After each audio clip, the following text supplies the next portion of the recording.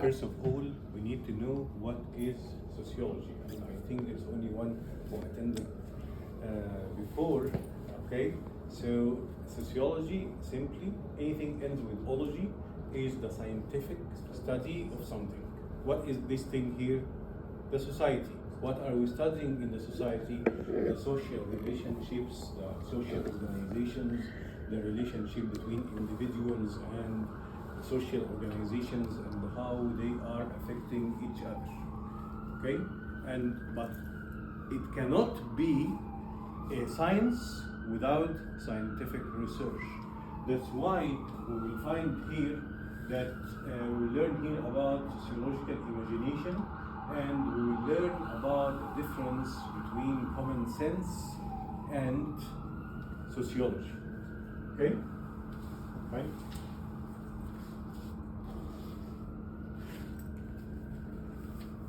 For sociological imagination, we say that we are studying the society, right? We can study the society in a small scale or study the society on a larger scale, and that's the difference between micro-sociology in the small scale, macro-sociology is the larger scale, and that is very important.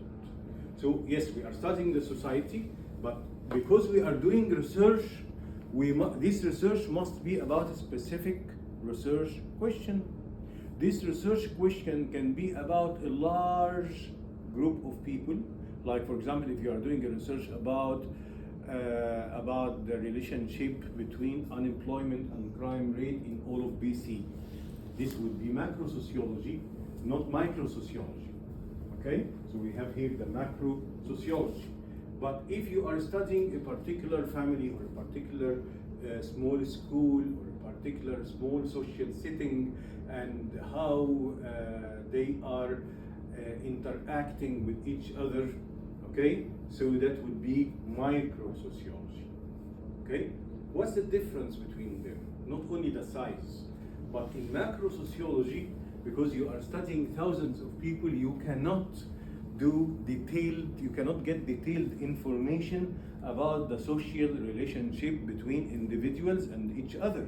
But you have to do research methods that can enable you to get quantitative data about a large group of people. What is meant by quantitative data? What is the meaning of quantitative data? Did you ever learn this word in any other course? Quantitative data. Quantitative data means is it like quality type? Numerical data, statistical data. For example, if I say that 50% of the students got above 70%, so this is quantitative data. Okay? While the qualitative data, when I talk, for example, about the experience, I explain the experience of each student.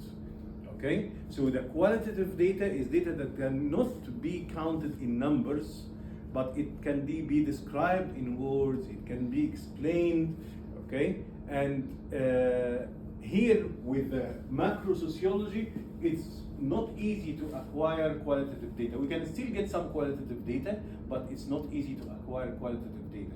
It's not easy to do an in-depth study about each case.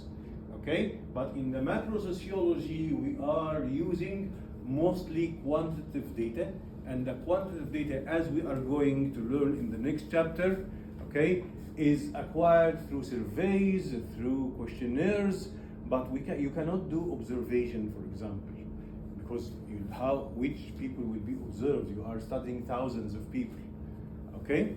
So here in the macro-sociology, you are getting the big picture, not the detailed picture, okay? But in the micro-sociology, if you are a scientist, for example, looking at a cell under the microscope, it is one cell, that's why you can focus on it very much and see the details inside the cell. Did you ever do that in school, in biology, or in any other subject? Did you ever use a microscope? Okay?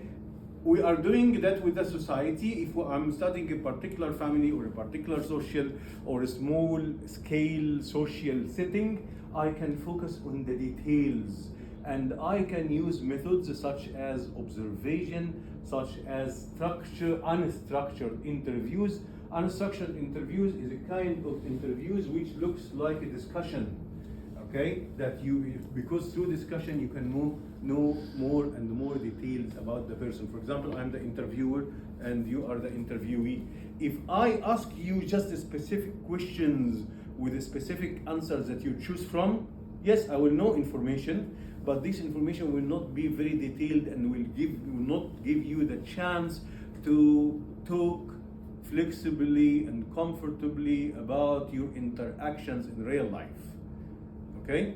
But here, because we have few people, we can do that in the microsociology. Okay? And we will find after a while when we start talking about the chapters, okay? When we start talking about the theories in the next chapter, like structural functionalism, like the conflict theory, like symbolic interactionism, you will find that some theories prefer macrosociology and some theories prefer macrosociology, and you will know why. Fine? Any question about that before I move on? No. Microsociology or macrosociology? Okay, and sociology itself. Okay, so you understand what is sociology, you understand what is macrosociology, and you understand what is microsociology. Now, the sociological imagination. Okay, you are living in the society and you see things, you see social phenomena around you, right? Okay, first of all, to have a sociological imagination, you need to separate yourself from this social phenomena, from this social problem, and think about it as if you are looking at it from outside. Okay? For example, there are family issues, there are family problems, there are problems in the... You need to look at the problem as if you are not part of it. Okay? Why? So you will not be biased. So you will be able to think objectively about the possible explanations of this social phenomena or this social problem. And you need to start thinking about the impacts of different social variables on each other. What do you mean by social variables?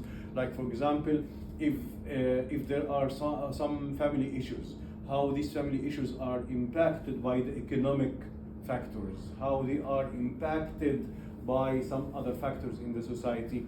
Okay, so this is sociological imagination.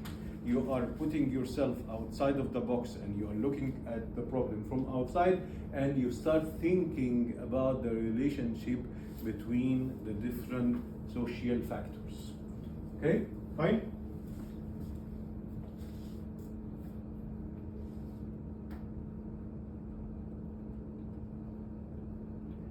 It's very important to have objectivity. Objectivity, what is the opposite of objectivity? The opposite is subjectivity or bias. Now, when you are doing a research, you want to know the truth, or you just want to prove your opinion? What do you want to do? To know the truth. Okay? So you shouldn't be trying to twist the data or search for the data that will confirm your opinion. But in this way, it is going to be a biased research that will not lead to knowing the truth. Okay? But your research should be objective, should be not biased. And for example, when you are collecting the data, you should not only choose the data which agree with your opinion, which are you confirming your opinion and ignoring other data. That would be academic dishonesty, and that would lead to biased results of the research. Okay? So the steps that you are going to follow, and we are going to learn these steps, should be free from bias and free from prejudice. You shouldn't be having or you shouldn't be imposing your judgments and your biases and your prejudices. You know what is prejudice? When you feel hatred toward a particular group of people. Okay, so this is prejudice. When you dislike a particular group of people because they belong to a family that you don't like, or they belong to a race that you don't like, or to a religion that you don't like, or to a geographical area, or a village, or a city, or a cultural background that you don't like, all of these are prejudices. If these prejudices interfered in your research, so in this case your research will be what? Will be biased. It will not be objective. It will ruin the results of the research. That's why during the steps of the research, I'm not saying that you should abandon your personal opinion. Nobody can abandon his personal opinion, but you should put your personal opinion away from the steps of the research. Okay? Fine? And after you finish the research, you can restore your personal opinion again, but don't let it interfere in the steps of the research. Fine? And the opposite of objectivity is subjectivity, and subjectivity means that you will take it personal and you will make your personal opinions interfere in the research process, and that will lead to lots of biases. Okay? Fine? Can we be completely objective, 100% objective? That is very difficult. Okay? For example, every person has his own thoughts and has his own personal opinions, right? You can't liberate your mind, you can't free your mind from your personal opinion. But you don't allow these personal opinions to interfere in the collection of data and in how you are collecting the data. Okay? But you can use your personal opinion, for example, in what? In choosing a topic, okay, that you like, that you are interested in. No problem in that. Okay? But once you started the research, okay, your own opinions shouldn't interfere in the research process. Okay? When you finish the research and when you finish the collection of data and now you are analyzing the results, sometimes the analysis of the results get influenced by the personal opinion again, and that's why the interpretations of the same data might differ from one person to another person. Okay? For example, we both have collected the same data, but how you are interpreting the data, how you are analyzing the data, and how I am analyzing the data, sometimes we can make different interpretations. Okay?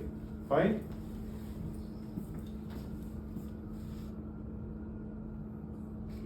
Sociology is related to several other social sciences, such as anthropology, psychology, geography, economics, political science, and history, and that's why social sciences are interdisciplinary and multidisciplinary. They are affecting each other. If we are talking about the society, how we are going to separate the society from the economic factors? They are affecting every one of us. They are affecting our daily life. How can we separate the society from the political factors?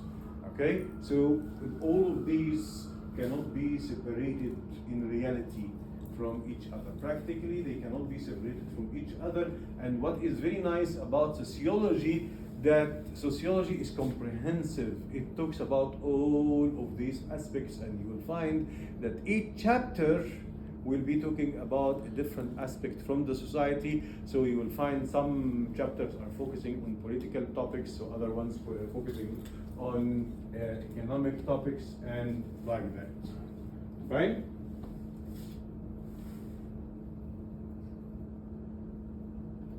The origins of sociology. Sociology, to a great extent, was affected by the Industrial Revolution. First of all, what is the Industrial Revolution? Europe in the Middle Ages in Europe were called the Dark Ages. Europe was much less educated, okay? They didn't have advanced educational systems, they didn't have scientific research, they didn't have developed economies, okay? And then after the Middle Ages, they started a step-by-step caring about knowledge and caring about science. Okay, there was the period that was called the Renaissance, in which they started caring about arts and sciences. Then the scientific revolution, in which they started doing scientific researches, and the scientific researches led to discoveries and inventions, like the inventions of machines. And then in the Industrial Revolution, they used these machines that they have invented in production, in mass production, mass with M-A-S-S, not math, M-A-T-H. Okay, mass production means production with very large quantities, and they were producing these products. Okay, they were producing these products, and they were exporting these products and making profit. Okay, and they were using this profit. Okay, they were using this profit. Okay, in order to make more and more investment and make again higher profit. Who's owning all of that? The capitalists, the bourgeoisie, the owners of the means of production. Okay, so the development, this economic development and the Industrial Revolution led to the birth of a new economic system called capitalism. Capitalism, what is capital? Capital are the products that could be used in producing further products and selling them and getting revenue from them. Okay? And the ones who owned the capital were called capitalists. They were also called bourgeoisie, the owners of the means of production. Okay? So the Industrial Revolution came with a new economic system, or led to a new economic system, and it also led to many social and cultural changes in the society itself. Okay? Why? Now, people before the Industrial Revolution were living in small villages with their families, and each village had few families who all know each other and who all share the same values, and share the same norms, okay, and share the same beliefs. They didn't live away from their families. They even were, the family was also one unit of production, like the whole family was working together in agriculture, or the whole family working together in fishing. Okay, so family members were very close to each other, very related to each other, working together, living together, and the family was responsible for almost all of the functions in the human life. They were responsible for education, responsible for protection, responsible for taking care of the sick people. Okay, after the Industrial Revolution and the development of factories and the development of the cities, some family members started leaving the family and going to the city to work there. Okay, so new social problems started to appear which didn't exist before, or they were not that visible before. Okay, and now somebody like Auguste Comte, there was nothing called sociology at that time. Okay, but at that time they had natural sciences like physics and chemistry and biology, and Auguste Comte was specialized in math and in physics, and he thought, how can we understand these social problems? Okay, so he borrowed the methods, the scientific methods from the natural sciences, and he applied that, okay, in or on studying social phenomena. Okay, he said that I will go to the scientific methods that we are using in natural sciences, like choosing a particular topic and then choosing a particular research question and studying the relationship between two variables, the independent variable and the dependent variable, and then I will go step by step until I collect the data and then analyze this data, and I will reach a conclusion.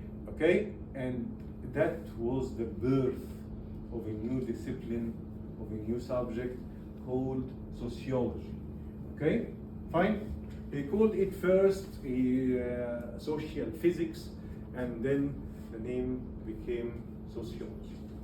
Fine? And that's why Auguste Comte is considered to be the father of sociology. Fine?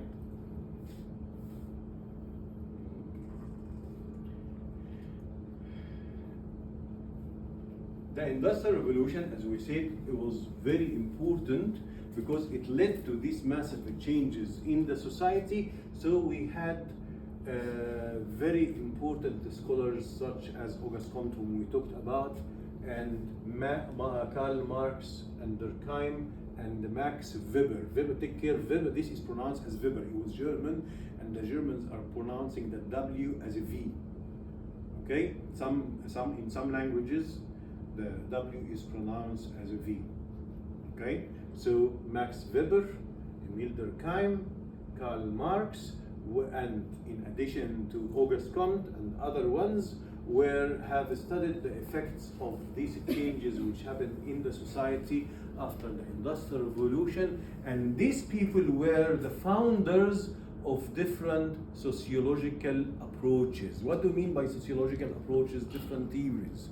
For example, if you have a class and we have 4 people standing in the 4 corners of the class with a piece of paper and pen to describe what they are observing, are they going to observe the same things exactly? They are seeing different dimensions, right? So they will, because they are seeing different dimensions, because they are observing different dimensions, what they are going to describe might be different from each other. Is any of them wrong? No. Is any of them completely correct? No. Okay? Because each of them is seeing a different, from a different angle, from a different dimension. Okay, that exactly happened with the sociological theories, and that's why they had lots of disagreements with each other, and that's why we need to study these theories very much, because they said many important things, and we'll find that these things are completing each other. Okay? Emil Durkheim belonged to a theory called structural functionalism, and Karl Marx is the founder of another theory called the conflict theory. Okay? Fine? Structural functionalism, we are going to explain these theories in detail, but let me today give you a very quick introduction about these 2 theories. Okay? Structural functionalism, it's called structural. Structure means what? Means building. And the most important thing for any building like this building is the stability of the building, right? Okay? So structural functionalism is viewing the society as a structure, as a building. So for structural functionalism, the social stability is the most important aspect for the society. If we are maintaining social stability, so every other problem will be a minor problem. Okay? From the point of view of whom? Of structural functionalism. And Emil Durkheim belongs to this school. Okay? Fine? And why it's called functionalism? Because every part of the building, every part of the structure, like the family, the school, the media, the government, and so on, is responsible for a particular function which should help in strengthening and maintaining social stability. Like, for example, in this building, the columns are having the function of maintaining the stability of the building, and we have several columns here. What are the columns of the society? The columns of the society are the social organizations, such as the family, the educational system, okay, and the work organizations, and the government, and the media, and so on. All of these are social organizations which theoretically, according to structural functionalism, they should be playing a role, doing a function of helping in maintaining social stability. Any question about that? Okay, so this is the key point about structural functionalism, that they care about social stability very much. And because they care about social stability very much, they think that very fast the social change is leading to social problems because it shakens or weakens social stability. Okay? And we will find that, for example, Emil Durkheim conducted a study about the causes of suicide and why suicide rate increased in Europe after the Industrial Revolution. And he found that, and his study said that the very quick social change led to misguidance. Like people became confused about what are they supposed to do and what they are not supposed to do, about what is right, what is wrong. The values that they learned from their families were different from the culture and the values that they found in the cities and in the industrial places. So many people were confused about what is right and what is wrong, what is correct and what is incorrect, what is moral and what is immoral. Okay, and this confusion, okay, and this misguidance, he called it anomie. Okay, anomie. Okay, A-N-O-M-I-E, anomie. Fine?